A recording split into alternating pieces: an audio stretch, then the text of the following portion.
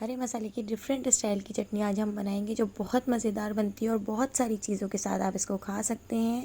तो देखिए यहाँ पर हमने आधी गड्डी पुदीना ले लिया है और अच्छे तरीके से धो लिया था, और एक गड्डी हमने इसमें डाल दिया है हरा धनिया, 2 अदद हरी मिर्चें, 1 लाल मिर्च ताकि इसका अच्छा सा कलर आए, और 2 अदद हमने लहसुन और 1 छोटे साइज़ की प्याज को कट करके डाल दिया है।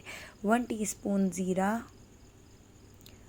1 टीस्पून हम इसमें ऐड कर देंगे नमक, और 1 टेबल स्पून हम इसमें ऐड कर देते हैं नारियल का बुरादा, यानी हम इसमें खोपरा ऐड कर देते हैं 1 टेबल स्पून, और 1 टीस्पून हम इसमें ऐड कर देंगे अनारदाना। अनारदाने को हावन-दस्ते में कूट लिया था। 1 टेबल स्पून हम इसमें ऐड कर देते हैं इमली का रस।